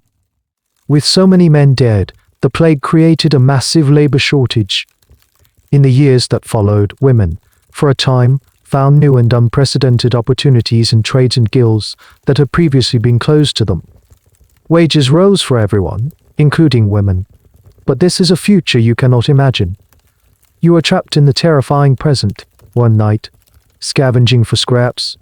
You are spotted by a patrol of self-appointed moral guardians, men with torches and clubs, their faces grim with self-righteousness. There's one, a man shouts, pointing directly at you. Your blood runs cold. You turn and flee, their footsteps pounding on the cobblestones behind you. You are no longer running from hunger or the cold. You are running for your life from the very people you were once forced to serve. You escape the vigilantes, your heart pounding, your lungs burning. You find a new hiding place, a collapsed section of the old city wall, and you don't dare emerge for days. The wave of violent scapegoating eventually subsides, not because of a return to reason, but because the plague itself is so overwhelming that the city sinks into a numb, exhausted apathy. Slowly, agonizingly, the great mortality begins to fade. Fewer people sicken. The death carts make their rounds less frequently. The city that emerges is a shadow of its former self. The entire streets are empty, whole families gone. There are an eerie number of for rent signs on workshops where thriving businesses once stood. The plague has left a vacuum, a gaping wound in the social fabric. For a brief, strange period, life is paradoxically easier for the survivors at the very bottom, including you. With up to half the population gone, labor is scarce and therefore more valuable. Food is cheaper because there are fewer mouths to feed. For the first time, you can find work. Not good work, but work nonetheless. You get a job clearing rubble and hauling laundry, grueling tasks that no one else wants, but which pay a few precious coins and allow you to afford a tiny room and a daily loaf of bread. For a moment, it feels like you might be able to claw your way back to some semblance of a normal life. But the world has another horror in store. Just as society begins to stabilize, a new sickness appears. It's different from the plague. It doesn't kill quickly, but it marks its victims in a terrifying and shameful way. It starts with a chancre, then a full-body rash, fever, and hair loss. In its later stages, it can cause grotesque tumors, eat away at the bone and cartilage of the nose, and doctor its victims mad before finally killing them. The French call it the Neapolitan disease. The Neapolitans called it the French disease. Eventually, the world will come to know it as syphilis. The arrival of the Great Pox, as it was called to distinguish it from smallpox, is a major historical event, and its origins are the subject of one of history's most enduring debates. The Columbian exchange theory, the most widely accepted one, posits that the disease was brought to Europe from the Americas by Christopher Columbus's crew in the 1492. The syphilis bacteria in the New World was less virulent, but when it hit the non-immune European population, it became the terrifying killer of the early modern period. A competing theory suggests a form of syphilis already existed in Europe, but mutated or became more visible at this time. The historical jury is still out, but the timing of its explosion across Europe shortly after the first voyages to America is highly suggestive. Whatever its origin, the disease spreads with terrifying speed, primarily through sexual contact. And once again, society looks for someone to blame. Who is the vector? Who is the source of this new, shameful pestilence? The finger of blame points with unerring, predictable accuracy. It points directly at you and the women of your former profession. If the plague made you a scapegoat for God's anger, the Great Pox makes you a scapegoat for human lust and its consequences. You are no longer just morally unclean, you are now seen as physically poisonous, a walking vessel of a disfiguring and terrifying disease. The old necessary evil argument completely collapses. The sewer is now seen as the source of the poison, leaking out and infecting the entire palace. The authorities react with a new wave of repression, this time driven by public health fears as much as by morality. Brothels that had reopened after the plague are shut down again, this time with a grim finality. Laws are passed making it illegal to even shelter a public woman. Special hospitals, called lock hospitals from the Old English word for rags or bandages, loke, are established to forcibly confine and treat prostitutes with the disease. But treatment is a nightmare. The primary remedy for syphilis for centuries was mercury. Patients were made to swallow it, inhale its vapor, or rub it on their skin as an ointment. Mercury is a potent neurotoxin. The cure caused horrific side effects: kidney failure, neurological damage, severe tooth loss, and often death. Many patients famously said they'd rather have the disease than the cure. You see women you once knew being rounded up and forced into these hospitals. You see people on the street with the telltale signs of the disease, their faces ravaged, trying to hide their disfigurement under scarves and hoods. A new terror grips you, more intimate than the fear of the plague. The plague was an external enemy that struck from without. This new sickness is an enemy that can be passed in the very act that defines your past. A poison that can be transmitted in a moment of false intimacy. The world that had briefly seemed to be offering you a second chance has slammed the door shut once again, locking it with the fear of a new and terrible disease. The years pass. The city rebuilds. The memories of the Black Death fade into legend. but the fear of the great pox remains a constant, low-grade hum of anxiety. You are no longer the young girl who stumbled into this city, nor the desperate woman cast out of the brothel. You are now a survivor, your face and hands weathered by years of hardship, the brief window of opportunity that opened for laborers after the plague has closed. The population has recovered, and the old social order has reasserted itself. For a woman like you, with your past forever clinging to you like a shroud, life remains a precarious balancing act. You eke out a living on the absolute fringes of the economy, taking the jobs no one else will, scrubbing floors, tanning hides in a foul-smelling workshop, sorting rags for the paper mill. The work is physically punishing and pays barely enough to keep you from starving. You are getting older. In a world where 40 is considered a ripe old age for the laboring poor, you can feel your body starting to fail you. A deep ache settles into your bones on cold, damp mornings. Your hands, gnarled from years of rough work, are not as nimble as they once were. Your back protests every time you have to lift something heavy. This is the grim reality for the aging poor in the medieval and early modern world. There is no concept of retirement, no social safety net. You work until you physically cannot work anymore. And when that day comes, you are at the mercy of your family or charity. You have no family, and charity is a fickle thing. Your past continues to haunt you. Even though you have not been in that life for many years, the brand is permanent. People have long memories. A neighbor recognizes you from the old days and whispers to others. The master of the workshop you're cleaning for hears the rumors and dismisses you, afraid of what his customers might think. You are forever tainted. As your ability to perform hard labor diminishes, you are pushed back towards the only other thing you know. Not into a brothel, those are now heavily suppressed, but into the desperate, clandestine world of street walking.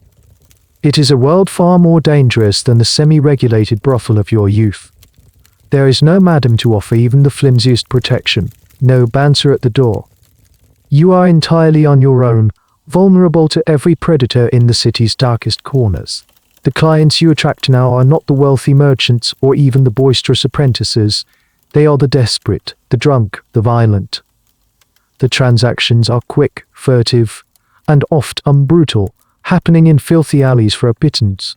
The fear of assault is constant. The fear of disease, the great pox, is a terrifying shadow looming over every encounter. The question of what happened to prostitutes as they aged is a grim one that historians have tried to answer by combing through hospital records and legal documents. The picture is bleak. Some, if they were lucky, might have found a patron to support them in their old age. Some might have transitioned into other roles within the sex trade, becoming madams or procures SES themselves, perpetuating the cycle. But for most, the path led downwards.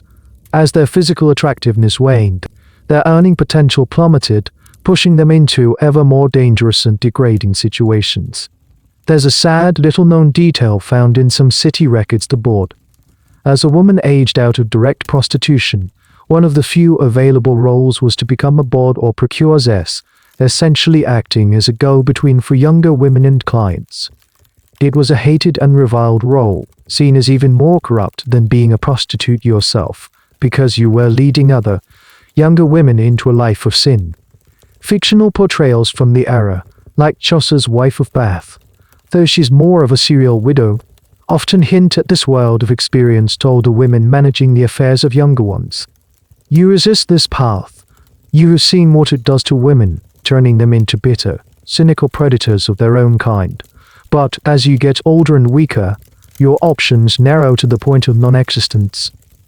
Each day is a struggle to find enough food to eat, a safe place to sleep.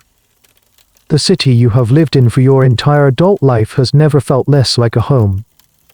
It is a place of ghosts of the girl you were, the ghost of Elodie stoned by the mob, the ghost of the plague victim, and the looming ghost of your own lonely forgotten end. You look at your reflection in a puddle of dirty rainwater and see the face of a stranger, a woman whose life has been a long, slow erosion of hope. One day your body gives you a final, undeniable warning. You are trying to lift a heavy basket of wet laundry, and a sharp, searing pain shoots through your back. You collapse, unable to even cry out. The washerwoman you work for, annoyed at the delay, simply tells you to get up or get out. You know, with a terrifying certainty, that you will not be able to work tomorrow or the day after. Your life of physical labor is over. Now, the final terror you've been running from your whole life is at your doorstep out of destitution. You have no savings, no family, no strength left to earn a single coin. Your only path ahead seems to be begging on a church step until you starve or freeze. But then you hear a whisper of another option. Another woman, an old rag picker with a hacking cough, tells you about a place. A special kind of convent, a religious house run by nuns. It is not for virtuous ladies or the daughters of the rich. It is a place for fallen women, for penitent prostitutes who wish to renounce their sinful lives and dedicate their remaining years to God. These institutions, named after St.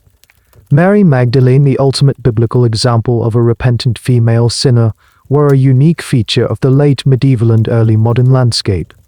They began to appear across Europe, founded by pious individuals or religious orders, specifically to offer a refuge for women wishing to leave the sex trade.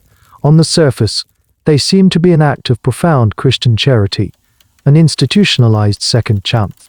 The idea fills you with a strange, flickering emotion you haven't felt in years. Is it hope? The rag picker tells you that if you are accepted, you will have a roof over your head, food to eat, and a warm bed. You will be safe. All you have to do is repent. All you have to do is prove you are truly sorry for your past life and want to live a life of prayer and contemplation. The idea of safety, of a guaranteed meal, is an almost unimaginable luxury. But it's more than that. Decades of sermons, of being called a sinner, have taken their toll. A deep, weary part of you craves an end to the struggle, not just the physical struggle, but the spiritual one. Maybe, just maybe, if you pray hard enough, if you are penitent enough, you can wash away the stain of your past. Maybe you can find peace, or even God's forgiveness, before you die. You make your way to the address she gave you. It's a grim, imposing stone building with high walls and a single heavy oak door. It looks more like a prison than a sanctuary. You pull the iron bell chain, the sound echoing in the quiet street. After a long wait, a small grill in the door slides open, and a pair of stern, questioning eyes peer out. You stammer out your request. You are a penitent. You wish to renounce your past and seek refuge. The nun behind the grill looks you up and down, her gaze lingering on your ragged clothes and your weathered face. Her expression is unreadable. This is the first hurdle. Gaining admission to a Magdalene house wasn't always easy. This is a little-known fact that complicates their charitable image.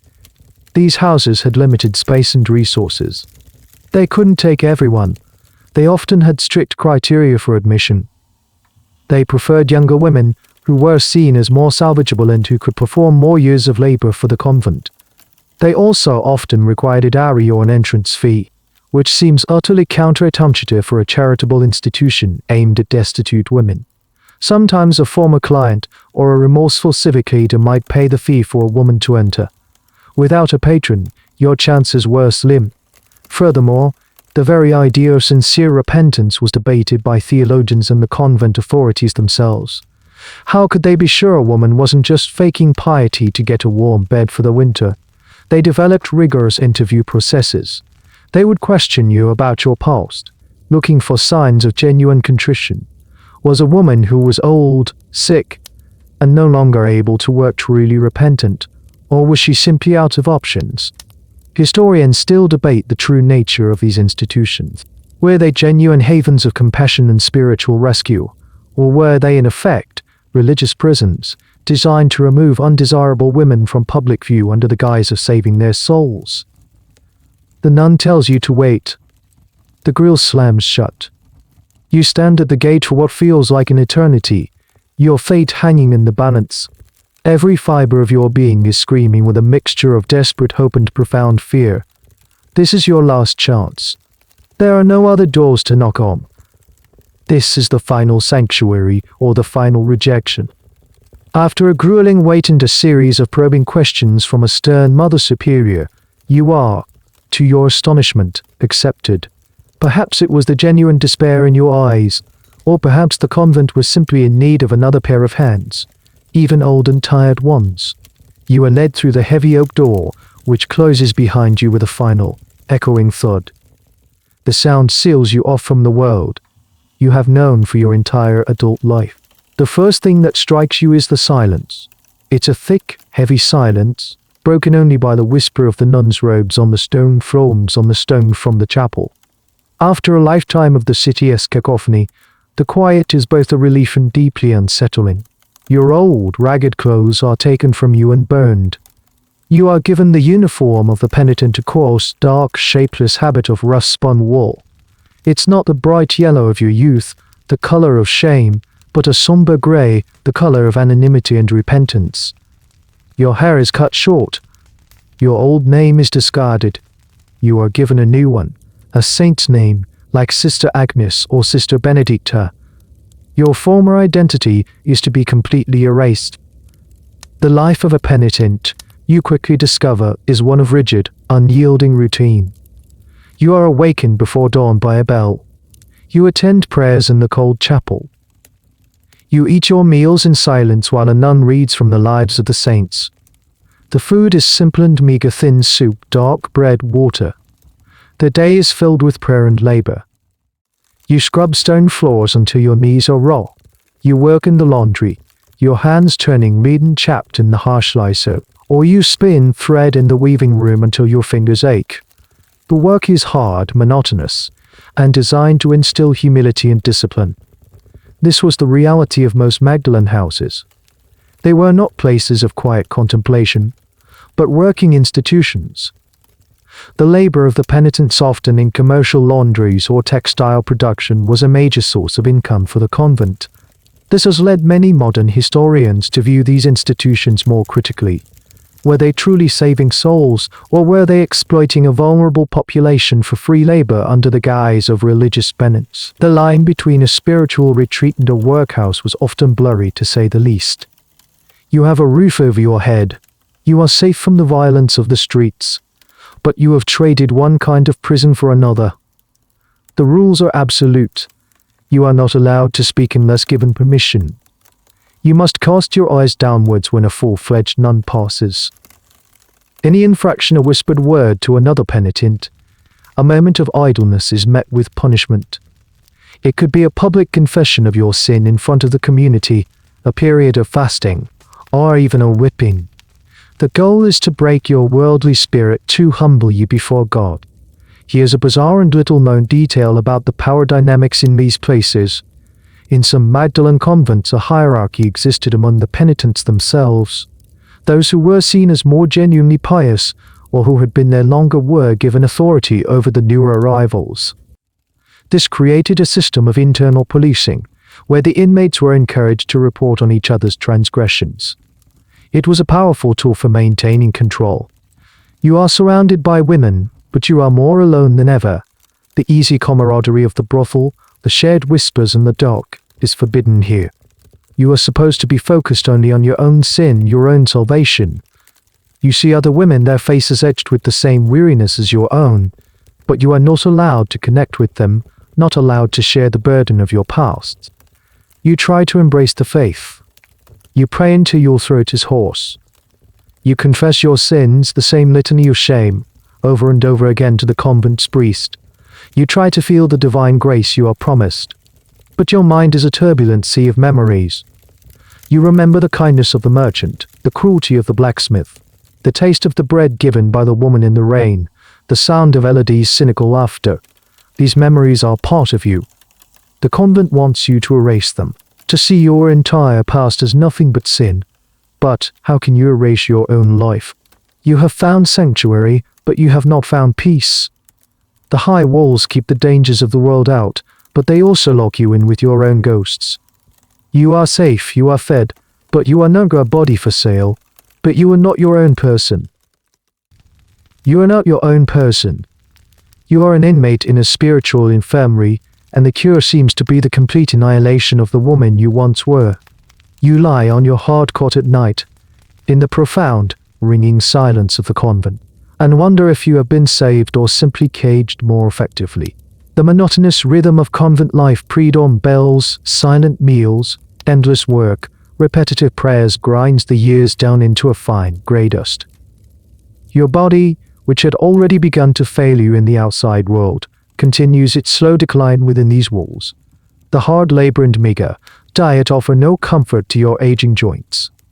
The damp chill of the stone building seeps into your bones, a permanent intake that no amount of prayer can wall. The sharp pain in your back, the one that first drove you to this place, becomes a constant, nagging companion. Some days it is a dull throb, on others it is a fiery agony that makes it impossible to stand upright. You try to hide your grimaces of pain from the supervising nuns, knowing that any sign of physical weakness is seen as a weakness of spirit, a lack of dedication. But the body does not lie. Your eyesight begins to fail. The intricate work of spinning thread becomes a blurry, frustrating task. You squint in the dim candlelight of the chapel, the words in the prayer book swimming before your eyes. Your world, already confined to the convent walls, shrinks even further to the small circle of things you can clearly see. You are not the only one. You see the other aging penitents around you, their bodies stooped, their hands gnawed with arthritis, their faces etched with a deep, abiding weariness. You see the subtle limps, you hear the persistent coughs that echo in the dormitory at night. This is the final stage of your shared journey. The convent that promised a sanctuary for your soul is now the witness to your body's final decay. This brings up a crucial historical point about these Magdalene houses. What was their long-term plan for the women they took in? The ideal was that a penitent would live out her days in prayer and service, dying a holy death within the convent's garret, being buried in its consecrated ground. This offered the promise of a good death, something highly valued in a society that was deeply concerned with the fate of the soul after a sinful life. A burial in consecrated ground, with prayers said for your soul, was seen as a crucial step towards salvation. However, the reality was often more pragmatic and less charitable. The convent's resources were finite. An aging penitent who could no longer work became a pure drain on the community's finances. She was no longer contributing to the laundry or the weaving that brought an income. She was just another mouth to feed. The question of what happened to penitents who became chronically ill or incapacitated is one that historians find troubling. While the ideal was lifelong care, some institutions were known to have turned women out if they became too much of a burden.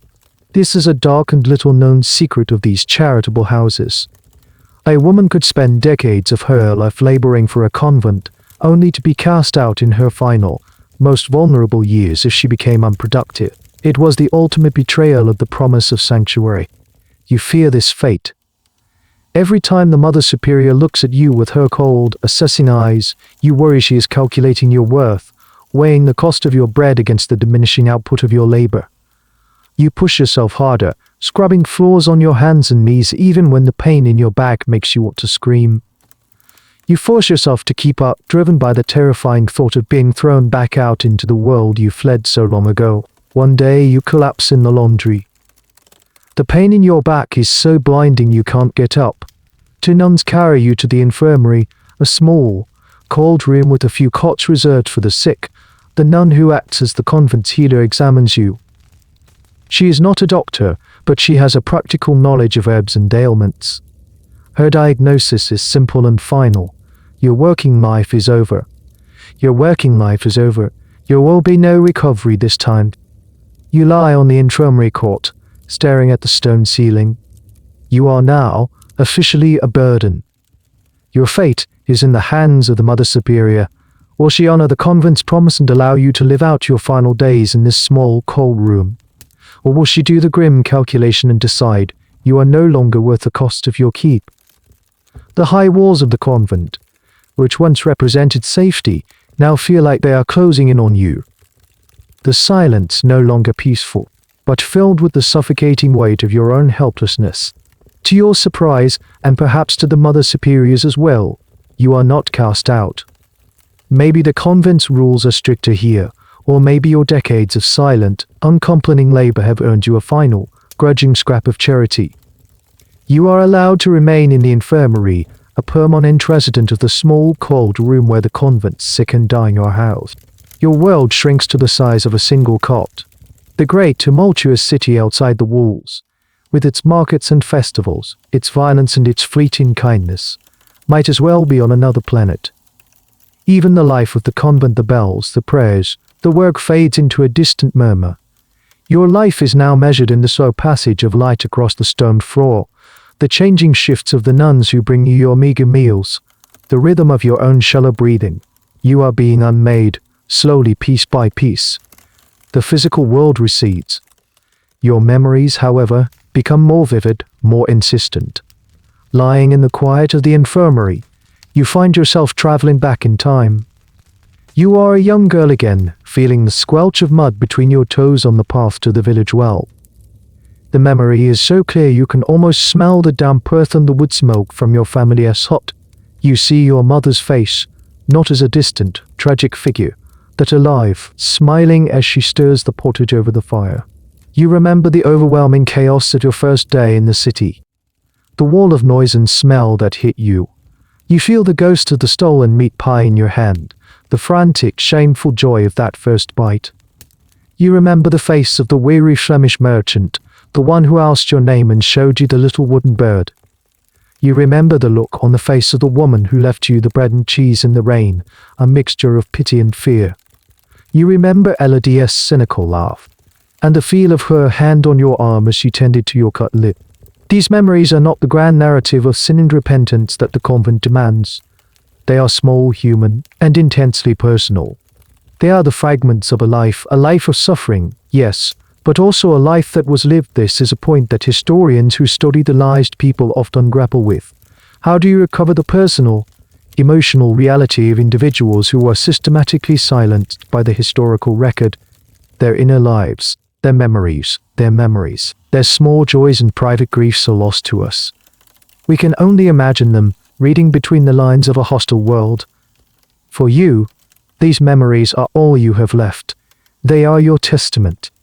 The question of whether these women ever truly found peace or atonement in these institutions is, of course, unanswerable. Did the endless prayer and ritual eventually wash away the trauma and bring a sense of spiritual comfort? Or was it simply a mask worn for survival, with the inner turmoil continuing until the very end? The nuns would say your focus on earthly memories is a spiritual failing, a sign that your repentance is incomplete.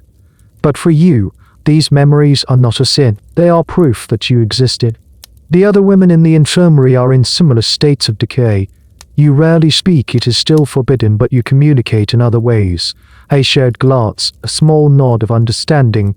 You recognize the same faraway look in their eyes as they too drift in the currents of their past. You are all ghosts now, haunting the final waiting room of your lives. One day, a young novice is sent to sit with you. She is new to the convent, her face still freshened online by years of austerity. She is tasked with reading to you from the Bible. She reads the story of Mary Magdalene, the woman your order is named for, who washed Christ's feet with her tears and dried them with her hair. It is a story you have heard 1,000 times, a story of a great sinner who found ultimate forgiveness. The novice reads the words with a pious fervor, but you are not listening to the story. You are watching her. You see her youth, her innocence, her fervent belief in a world of clear-cut sin and redemption. And you realize with a sudden, startling clarity that cuts through the fog of your pain, that you are not Mary Magdalene. Your life was not a simple parable. It was a messy, complicated, and brutal thing. You were not a great sinner who chose a life of vice, a survivor who made impossible choices in a world that gave you none. In this final, quiet understanding, you find a strange sort of peace. It is not the peace of God's forgiveness, but the peace of self-acceptance. You are not the person the priests condemned, nor the penitent the nuns tried to create. You are simply the woman who lived through it all.